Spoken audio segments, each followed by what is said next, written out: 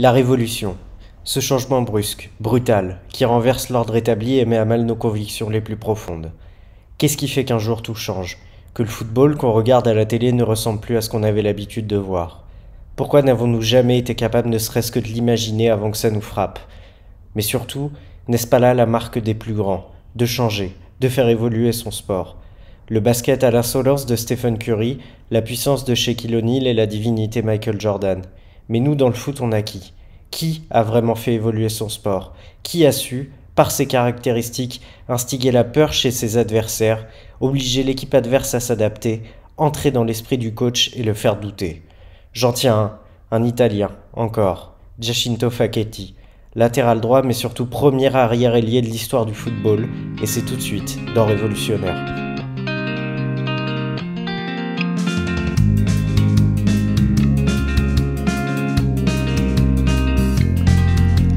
Salut à tous, très heureux de vous retrouver pour ce deuxième épisode de Révolutionnaire. Comme vous l'avez compris, aujourd'hui, on va remonter un peu dans le temps et aux années 60-70.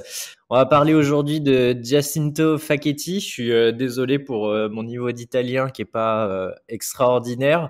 On a choisi de vous parler de ce joueur évidemment parce que il y a un avant et un après Facchetti. Et pour m'accompagner aujourd'hui, je suis très content d'être avec Valentin. Valentin, comment se sont passés les cours d'italien? Ouais, écoute, pas très bien. Si on devait faire, comment on pourrait traduire ça, Giacinto Facchetti, genre Hyacinthe Fachette, on va l'appeler comme ça pendant tout le podcast. Non, on va garder le nom italien.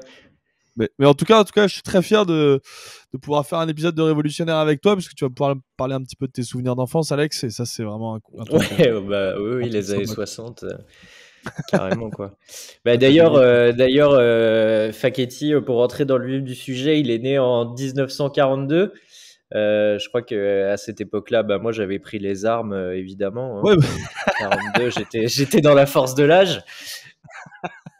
Il, il naît le service en militaire et tout ça, c'était la belle époque, ça. Ouais, bah complètement, complètement. Il naît en pleine Seconde Guerre mondiale en Lombardie. Pour faire un petit point de contexte, il est fils de cheminot et très vite il se distingue par des qualités athlétiques assez phénoménales. Je sais pas Val si t'as vu un peu des infos là-dessus. Ouais, bien sûr, bien sûr. Bah, en fait, ses qualités physiques, à l'époque, lui octroient le choix de choisir entre 2 sports, le premier étant l'athlétisme et le deuxième le football. Le football parce qu'à la base, c'est sa passion, mais l'athlétisme, on peut pas dire qu'il a été contraint, mais disons que son physique l'a très fortement orienté vers cette discipline-là. En effet, il faisait quasiment, alors, les stats varient entre 1,88 m et 1,91 m, mais voilà, on situe le bonhomme, un petit garçon de 85 kilos en plus, et un mec Ouais. qui a une capacité de courir très très vite, puisque dès très jeune, il établit des performances assez importantes, notamment sur 100 mètres. Parce que moi, j'ai vu qu'il avait réussi à courir le 100 mètres en quasiment 11 secondes. Ouais, moi Donc, j'avais en moins de 11 secondes même, ce qui est hallucinant. ouais, ce qui est absolument incroyable. Donc voilà, des capacités physiques qui l'entraînent d'un côté vers l'athlétisme et de l'autre une passion qui le pousse à s'orienter plus vers le football, et notamment une passion pour l'Inter Milan. Ouais, une passion pour l'Inter et un joueur qui était très attachant. Bon, c'était plus classique à l'époque, mais il faut savoir qu'il a quand même joué 18 saisons à l'Inter. Évidemment, ça nous fait penser à Zanetti, mais c'était pas que un joueur de club et qui avait un amour inconditionnel pour son club, c'était aussi un joueur magnifique. Et qui a révolutionné évidemment son sport. Alors, il faut savoir qu'en fait, dès tout petit, il y a qu'un club qui compte pour lui, c'est l'Inter. Et le destin fait bien les choses parce qu'à 14 ans, il est repéré par un certain Giuseppe Meazza. Alors, Giuseppe Meazza, tout le monde sait que c'est le nom du stade de l'Inter, mais il faut savoir que c'est quand même un des meilleurs joueurs italiens de tous les temps, quatrième meilleur buteur de l'histoire du calcio. il fait un essai chez les Nerazzurri. Finalement, il est pas retenu, mais il lâche pas. Il retourne jouer dans sa ville natale et finalement, il réussit à signer à l'Inter avec un entraîneur franco-argentin dénommé Elenio Herrera. Est-ce que tu peux nous parler un peu de ce monsieur qui a changé sa vie dans un sens? Ouais, donc tu l'as dit, Alex, il a un premier essai à 14 ans, du coup il signe à l'Inter à 18 ans. Et en fait, il signe à l'Inter sous la présence d'Elenio Herrera, et les premières saisons vont être assez compliquées. Alors je sais pas si tu voulais on va peut-être pas parler tout de suite d'Elenio Herrera. L'idée, je pense que c'est de Mhm. représenter un petit peu la personne qui est justement Hyacinthe Facette, comme on a coutume de l'appeler. Et je pense que dans un second temps, on reviendra un petit peu sur Elenio Herrera parce que c'est vraiment un entraîneur qui l'a influé. Donc voilà, il y a ces débuts qui sont un petit peu difficiles. Il arrive en 61 du coup à l'Inter et il joue très peu jusqu'à la saison 62-63. Donc ces 2 premières saisons sont assez compliquées, première saison et demie. Et à ce moment-là, il réussit à confirmer en tant que titulaire dans cette équipe. Et visiblement, ça s'est fait au bon moment, puisque l'année 62-63 est l'une des premières grandes années de l'Inter de Milan sous Elenio Herrera, puisqu'ils vont aller chercher leur titre de champion, le titre de champion à la fin de la saison. Et puis Facchetti va aussi avoir sa première sélection cette année-là. Et c'est le début de ce qu'on peut appeler une très très grande épopée pour l'Inter, puisqu'il va y avoir une espèce d'hégémonie qui va se faire au niveau continental après ça. Ouais, l'Inter dans un style totalement différent, mais marque l'histoire un peu comme le Barça l'a marqué avec Guardiola, parce que il domine le championnat et on détaillera plus tard un peu les préceptes d'Elenio Herrera parce que ça a beaucoup servi Facchetti, mais bon, on va pas vous faire un teasing de ouf, mais c'est l'aboutissement du catenaccio dont on a tous entendu parler et ça sert beaucoup à Facchetti. L'Inter, dans cette période 64-66, elle est tenue de main de maître par un président bien connu, Angelo Moratti, qui n'est autre que le père du Moratti qu'on avait connu à l'Inter avec Mourinho. Et pendant ces 2 années, c'est l'apogée, c'est 2 Scudetti, 2 Coupes d'Europe des clubs champions et 2 Coupes intercontinentales. C'est simple, l'Inter, c'est le meilleur club du monde et Facchetti, c'est le joueur emblématique de l'équipe. On peut citer quelques noms qui L'un des joueurs accompagnent. emblématiques, parce qu'il y en a beaucoup à cette Voilà, époque-là. c'est ça. Bah, En fait, dis-nous, c'est Val. une vraie hégémonie à cette époque-là, et du coup, forcément, t'as pas un joueur qui sort, c'est vraiment tout un collectif, en plus façonné par Elenio Herrera. Mais ouais, vas-y, je te laisse enchaîner, parce qu'il y a quand même 2-3 petits noms assez ronflants. Ouais, il y a Mazzola, il y a Luis Suarez, il y a Pichi qui est le capitaine, Jair, Libéraux. Corso. Pichi qui est le libéraux à l'époque, et Jair, ouais, le pendant à droite de Hyacinthe Facette. Ça va être long. Et ouais, Pichi qui lui aussi est dans un rôle particulier à cette époque-là. C'est un dispositif tactique qui est assez surprenant, mais on y reviendra plus tard.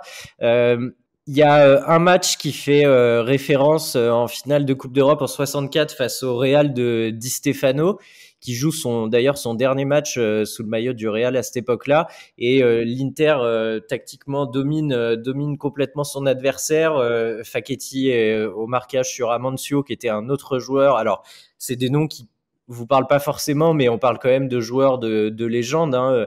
Surtout qu'Alex a Amancio. les yeux qui pétillent complètement. Il est en train de replonger dans son enfance actuellement. Non, je t'avoue que pour être honnête, parce qu'on est quand même dans les années 64, pour être honnête, putain, le mec qui prend le truc au sérieux, tu sais, on est quand même dans les années 64. Mais en fait, Amancio, je sais pas si nos auditeurs s'en souviennent, mais quand Cristiano Ronaldo a battu le record du nombre de buts au Real Madrid, il y avait une série de maillots accrochés derrière lui. Et il y avait ce fameux maillot d'Amancio. Et à l'époque, pour la petite anecdote, je m'étais demandé, mais qui est ce joueur?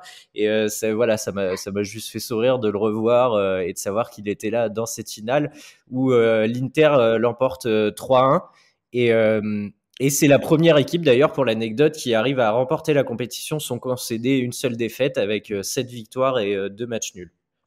Ouais, et bah, tu le dis, il y a cette hégémonie qui est très, très forte entre les années 64 et 66, à tel point qu'en 66, c'est un petit peu l'apogée, de Giacinto Facchetti, puisqu'il va marquer 10 buts en Serie A pour un défenseur. Alors là encore, on reviendra un petit peu, après dessus, mais pour un défenseur, même aujourd'hui, c'est énorme de marquer 10 buts en championnat, à tel point qu'il va finir 2e du Ballon d'Or, l'année où Eusebio le remporte. Donc voilà, ça situe un petit peu la carrière de cet homme-là, qui s'est très probablement construit principalement dans ces années-là, évidemment avec l'hégémonie de l'Inter, puisque c'était vraiment un des grands hommes de cet Inter-là, qui est probablement le meilleur Inter Milan qu'on ait vu peut-être dans l'histoire. Alors sur une période de 2-3 ans, peut-être que sur un an ou deux, ça se vaut avec Mourinho, ou peut-être même, bon je sais pas, je vais pas rentrer dans ce débat-là, mais voilà, c'est vraiment probablement une des plus grandes Inter de l'histoire. Après, il y a évidemment quelques faits d'armes de la part de Facchetti, puisqu'il a été pendant très longtemps l'un des détenteurs du plus grand nombre de sélections en équipe d'Italie, du plus grand nombre de capitana avec l'équipe d'Italie. Il a vécu évidemment l'Euro 68 remporté par l'Italie, sur lequel on reviendra aussi tout à l'heure. Il y a la Coupe du Monde 70 qui est une grosse frustration pour lui. Et puis quelques titres encore après dans les années 70. Mais voilà, c'est une carrière absolument immense. On se rend pas forcément compte, nous en France, puisqu'on n'a pas peut-être le passé ou le recul pour. Enfin, je parle probablement des nouvelles générations et même la connaissance de ce joueur-là. Mais voilà, pour vous dire à quel point c'était un joueur immense qui est décédé malheureusement en 2006 suite à une tumeur au pancréas. Mais voilà, c'était aussi un moment où justement lors de son décès, toute la nation italienne lui a probablement rendu hommage, en tout cas la nation du foot. Et puis Alex, je sais pas si tu as des citations, mais moi voilà, j'ai des Ouais, joueurs. c'est ce que j'allais te dire. Peut-être que laisser parler ceux qui l'ont connu et des noms comme Beckenbauer ou Pelé, qui bon que pour le coup là tout le monde connaît, mais Beckenbauer qui disait qu'il avait appris de lui à se projeter en attaque, et Pelé qui disait qu'il était scotché, enfin absolument sidéré de voir la vitesse et l'élégance qu'il avait sur le terrain. T'en as sûrement d'autres, Val, et je t'écoute avec grand plaisir. Ouais, ouais, bah, sachant que quand même Beckenbauer, apprendre à se projeter en attaque, c'est quelque chose qu'il a un petit peu appris au monde entier. Et Pelé, Ouais, la vitesse, c'était pas son point faible non plus. ouais. On peut comprendre que voilà, enfin, c'est pour aussi remettre en valeur ce genre de compliments-là qui sont quand même d'un niveau assez intéressant. Non, Mm, après, mm, mm. j'avais une autre citation, mais je la garderai pour un petit peu plus tard. Je pense qu'on peut passer peut-être à la deuxième partie de ce podcast-là. Eh ben oui, avec grand plaisir, rentrons un peu dans le vif du sujet et de qui était Facchetti sur le terrain. On vous l'a dit, un joueur très élégant. Il y a, je dirais, j'ai l'impression, trois critères, enfin trois mots qui reviennent souvent pour le décrire. C'est évidemment révolutionnaire. Et Val, j'aimerais bien que tu détailles après ces trois mots. Révolutionnaire, évidemment, fair play et élégant. Ouais. Pour répondre un petit peu à ta question, Alex, je vais remonter un petit peu encore un peu plus dans le temps, comme ça tu pourras encore plus déguster. Mhm. Mais retourner un petit peu à la fin des années 50 et essayer de comprendre quel était un petit peu le football à ce moment-là. Il faut comprendre que le foot entre à cette période-là dans sa première grande phase de développement, si on peut le dire comme ça, avec notamment les premières grandes compétitions continentales et intercontinentales qui se mettent en place, que ce soit au niveau des clubs et des sélections. Il y a aussi en parallèle les premières stars du foot qui émergent. On parlait de Luis Suarez tout à l'heure, on parlait de Di Stefano, il y a aussi Georges Best qui va arriver un petit peu plus tard. Voilà, c'est l'éclosion des premiers euh, grands noms internationaux. Et à l'époque, même s'il y a évidemment des choses qui ont déjà été théorisées sur des préceptes tactiques, on pense notamment au fameux WM de Chapman qui avait explosé au moment des années 30 et puis qui avait Mhm. été un petit peu cassé après la guerre. Il y avait même Gabriel Hanno, qui était un ancien journaliste de l'équipe, qui avait théorisé tout ça. Je vous invite d'ailleurs à lire le bouquin de Thibaut Leplat là-dessus, qui est passionnant. Voilà, donc on est dans une période où le football connaît sa première grande phase de développement. Et donc, forcément, s'en suivent les premiers tacticiens qui arrivent à la fin des années 50. On a parlé d'Elenio Herrera, qui, avant l'Inter Milan, a fait ses gammes au Barça, et fait plus que ses gammes au Barça et à l'Atlético même, il a commencé à révolutionner le jeu, notamment toute l'approche offensive. On sait que Elenio Herrera a été très connu pour tout son aspect catenaccio avec l'Inter. Ouais, mais c'est ça qui est fascinant avec ce mec, c'est que en 3 ans, Donc les 2 ans au Barça et la première année à l'Inter, il est passé du tout au tout, Ouais, mais en fait du tout offensif au tout défensif. Je veux dire, c'est pas un Deschamps qui pourrait être pragmatique et qui se dit bon, je compose avec mes joueurs, machin. Nanana. exactement. Non, lui, il a changé complètement de manière d'approcher le football et il l'a transmis à tous ses joueurs. Même si au Barça, ça a été un peu compliqué à certains moments. Exactement. Et en fait, justement, il y a cette. Donc, ce que je reviens où j'en étais, fin des années 60, fin des années 50, il y a Elenio Herrera qui commence à mettre en place tous ces préceptes tactiques offensifs. Et en parallèle, il y a aussi une école de jeu beaucoup plus défensif qui se met en place, notamment avec Karl Rappan, qui était Mm. un entraîneur autrichien et notamment qui avait entraîné la Suisse en 1954. Et aussi en Italie avec Giuseppe Viani et Nereo Rocco qui ont entraîné notamment le Milan AC. Donc voilà, il y a un jeu, deux écoles qui se mettent en place. D'un côté, Elenio Herrera et de l'autre, Rappan, Nereo Rocco sur des jeux beaucoup plus défensifs. Et c'est justement face à l'équipe de Karl Rappan, il me semble, si je dis pas de bêtises, que un jour Elenio Herrera va perdre avec ce Barça et donc il va être un petit peu à la fois dégoûté par ce style défensif, mais à la fois façonné aussi. Et il faut savoir qu'Elenio Herrera était un mec qui était obsédé par la victoire, un vrai pragmatique du coup qui a su s'adapter. En fait, après cette défaite-là, il s'est dit bon bah ok, je vais changer complètement mon style de jeu. Évidemment, ça s'est passé au moment où il arrivait à l'Inter et il va transformer cette équipe et c'est le précurseur de ce qu'on appelle aujourd'hui le catenaccio. Et c'est à ce moment-là, vous voyez le lien venir, qu'arrive un joueur comme Hyacinthe Fachette, Jacinto Facchetti. C'est le précurseur. C'est pas bon, c'est pas. Tu l'as dit. Hein, il s'est inspiré d'autres entraîneurs qui avaient déjà mis en place ce système. Lui, il est jusqu'au boutiste. Il développe un 5-3-2 ou un 3-5-2 comme vous préférez le lire. On parlait de Pichi tout à l'heure avec Pichi qui est donc en libéraux, mais derrière la ligne des défenseurs. Et en fait. L'idée, c'est que son rôle à lui, ça va être dans un sens de détruire toute velléité offensive par rapport à des ballons en profondeur, à des ballons par-dessus la défense. Il doit couper toutes les lignes de passe. Et c'est là où il y a un switch dans l'histoire du football, parce que là où les latéraux étaient dans une position assez reculée, ils prennent un rôle mais complètement différent, Val. Ouais. En fait, voilà, tu as parlé de cette fameuse ligne de 5-3-2. En fait, dans cette ligne de 5, il y avait même plutôt une ligne de 4 et un Ouais. mec derrière qui était donc Pichi qui venait couvrir tous les ballons en profondeur. L'équivalent un petit peu d'un Manuel Neuer aujourd'hui, sauf que maintenant, bah voilà, du coup, ça a permis de mettre un joueur plus offensif. Et avant, maintenant c'est le gardien, avant c'était un joueur à temps plein. Et ouais, tu le dis, la conséquence de ça, c'est que forcément, il y a des espaces qui peuvent se libérer, notamment pour les libéraux puisqu'ils ont moins de trucs à couvrir. Pour les latéraux, pardon.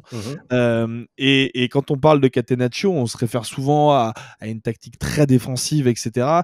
Lui, Elenio Herrera, qui est quand même l'un des précurseurs de ce mouvement-là, a toujours réfuté justement comment dire, cette image très défensive qu'on avait, puisqu'il estimait que c'était justement un système très offensif où justement après la récupération, les latéraux se projetaient très très haut. Alors Beaucoup de avec verticalité, ouais. énormément de verticalité. Il Et- estimait que lui, c'était un des précurseurs, il estimait qu'il fallait arriver au but adverse en 3 passes, sachant que tu redescendais de beaucoup plus bas qu'aujourd'hui, il y avait beaucoup moins de systèmes de contre-pressing, etc.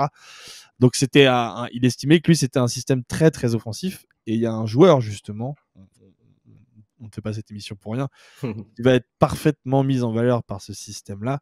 C'est évidemment Jacinto Facchetti. Oui, parce qu'on vous l'a dit, c'est un sprinter exceptionnel, mais il a d'autres qualités. Il a une énorme frappe de balle, il a une qualité de passe soyeuse. En fait, il est ultra complet. Quand il démarre sa carrière, enfin pendant sa formation, il joue attaquant.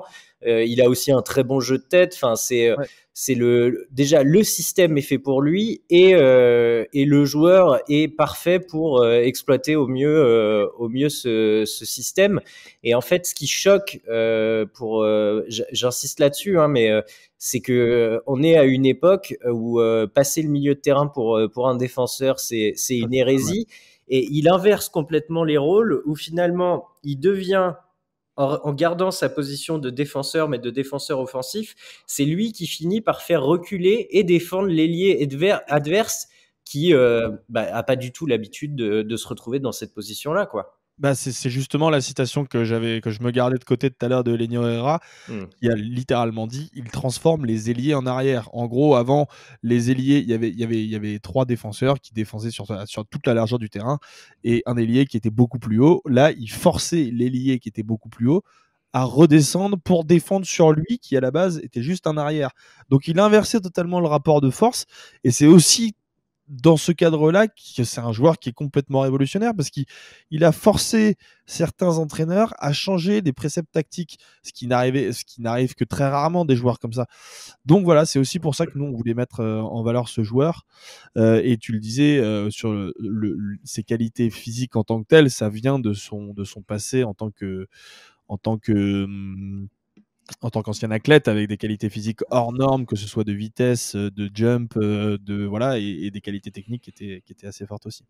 Pour compléter ce que tu dis, il y a une autre citation de Luis Suarez, pas celui qu'on connaît, Non, pas tous, celui de mais celui, enfin son coéquipier. pas celui qui est mort. Il a inventé quelque chose. Attends, tu dis quoi? Pas Qui est celui mort? Ouais, bah Luis Suarez. Ah, celui qui est mort hier dans le non-match de. Ah oui, non, pas celui qui est mort, celui qui mord, M-O-R-D. Ah, d'accord, ok. Je croyais que tu vannais l'Atlético pour leur match, contre City. Même plus besoin. Ouais, c'est vrai. Mais tu vois, petite digression, quand on parlait d'Herrera et qu'on disait que lui refusait ce précepte d'entraîneur défensif, c'est quelque chose qui est très redondant chez les entraîneurs défensifs, quand même, de dire, de se défendre, comme si en fait il refusait le fait d'assumer, de maîtriser à la perfection un système qui est un peu dénigré, quoi, parce Bah, que aujourd'hui, aujourd'hui, c'est pas dans l'air du temps, mais pour le coup, Elenio Herrera a des vrais arguments pour se défendre sur son caractère un ouais, peu c'est vrai, c'est d'entraîneur vrai, c'est vrai. défensif. C'est vrai. Mais bon, voilà. Je donne cette citation. Il a inventé quelque chose de magique en étant le premier arrière à monter et à déstabiliser les défenses en fixant son adversaire direct. C'est pourquoi il restera dans l'histoire du football. La précision de ses centres était exceptionnelle. Alors qu'il venait de fournir un énorme effort et de courir comme un fou pour remonter le ballon, il en fallait du talent pour faire ça. Mmh. Ça décrit bien le profil de Facchetti. Exactement. Et moi, si je peux rajouter 2 autres, en fait, on fait ce podcast pour parler des joueurs révolutionnaires, notamment sur l'aspect tactique. Là, on vous l'a expliqué, il a révolutionné à travers le système du catenaccio ce qu'était le football. Il faut savoir que c'est aussi peut-être un des premiers joueurs qu'on peut considérer comme super professionnel. C'était un mec qui consommait absolument pas d'alcool, qui réfutait ça, qui réfutait aussi toute forme de tabac ou de drogue, etc. Ce qui, à l'époque, on est en plein dans l'ère George Best, donc en termes de comparatif, est quelque chose enfin pas d'assez rare, mais bon, disons qu'à l'époque, les dérives. On n'a pas le même regard sur la drogue à l'époque, Voilà, quoi. on n'a pas le même regard exactement. Et à côté de ça, ça se transforme aussi, enfin ça se voit aussi dans ses statistiques. Il a joué pendant près de 40 matchs de moyenne par saison pendant toute sa carrière, ce qui est absolument énorme. C'est 729 matchs en carrière, ce qui est beaucoup. Et alors, petit aparté, c'était en plus de ça un joueur, tu l'as dit Alex, très fair play. Un seul carton rouge en 729 matchs, c'est quand même pas beaucoup. Ouais, et à la toute fin de sa carrière en plus, hein. Oui, et pour applaudissements, c'est-à-dire que Ouais. c'était même pas des mauvais gestes. Donc voilà, un joueur très très classe et peut-être aussi un des premiers joueurs super professionnels rodés pour le haut niveau qui existe, qui se met en place à l'époque et c'est voilà, c'est aussi un joueur révolutionnaire dans ce sens-là. Et c'est aussi un joueur révolutionnaire peut-être sur un aspect qu'on connaît pas forcément. Alors, on en a déjà parlé nous, mais très vaguement dans un épisode de Potocara, il me semble. Je sais pas si vous connaissez cette anecdote sur Giacinto Facchetti qui était à l'Euro 1968 remporté par l'Italie. Du coup, il était capitaine de cette Italie-là. Et il faut savoir qu'à l'époque, l'Euro se jouait avec 31 équipes, mais les phases de qualification se faisaient sur 2 ans. Et ensuite, les demi-finales, à partir des demi-finales, tous joués dans un même pays sur une compétition de 5 jours. Et en 68, c'est l'Italie qui a été désignée pour accueillir ces demi-finales. Et en demi-finale, au San Paolo de Naples, l'Italie reçoit l'URSS, un partout à la fin du match, prolongation, toujours égalité à la fin des Oui. prolongations. Et il faut savoir qu'à cette époque-là, n'était pas prévu quoi que ce soit en cas d'égalité à la fin des prolongations. Ce qui paraît complètement ahurissant aujourd'hui, mais c'était vrai. Et donc, au lieu de se dire, bon, bah, on va peut-être créer un point blanc à 9 mètres des buts et essayer de tirer dans le but, et ben non, ils se sont dit, on va tirer au sort. Et comment ça s'est passé? En fait, l'arbitre a décidé de faire le tirage au sort dans les vestiaires. Donc à ce moment-là, évidemment, les capitaines sont convoqués, Facchetti est convoqué, il tire à pile ou face, donc vraiment, on peut dire que c'était à l'arrache. Ouais, le hasard complet, ouais. Et évidemment, c'est l'Italie qui gagne. Il y aura plusieurs légendes qui s'articuleront autour de ce match-là et de cet événement-là. Évidemment, une légende comme quoi les joueurs ne seraient même pas rentrés dans les vestiaires, ce serait uniquement les présidents, que le tirage au sort a été refait plusieurs fois pour évidemment favoriser l'Italie qui était à domicile à ce moment-là. Bref, évidemment, bon, voilà, moi je pense que c'est les Italiens qui ont triché comme d'habitude, mais c'est et ce qui est marrant, c'est que du coup l'Italie se qualifie pour la finale au tirage au sort, va rencontrer la Yougoslavie en finale. Match nul à la fin du temps réglementaire, évidemment en prolongation, évidemment pas de but. Et là, qu'est-ce qui se passe? Eh ben, pas de tirage au sort. Je crois qu'ils ont compris que ça avait pas trop plu. Ils ont rejoué le match 2 jours après seulement. Et là, l'Italie s'est imposée et a remporté son seul titre continental de son histoire. Mais voilà, c'est aussi un joueur révolutionnaire dans l'histoire du jeu parce que c'est pour la première fois, il s'est passé ça. Enfin, il s'est rien passé. C'est ça qui est marrant et ça a entraîné la création d'une règle qui a longtemps existé, notamment en FA Cup, c'est-à-dire de rejouer les matchs en cas d'égalité, et aussi ce qui a entraîné la création de cette règle des pénaltys à la fin des 120 minutes de jeu. Donc il fait partie aussi de cette histoire-là, de l'histoire du ballon et du football pour cet événement-là. Et il a inspiré énormément de joueurs. Zanetti, le premier, qui est en fait un peu une sorte de clone de Facchetti, mais des années plus tard, en moins physique, mais je pense bien sûr à l'élégance, au fair play, au sérieux et à l'implication et à l'amour pour son club.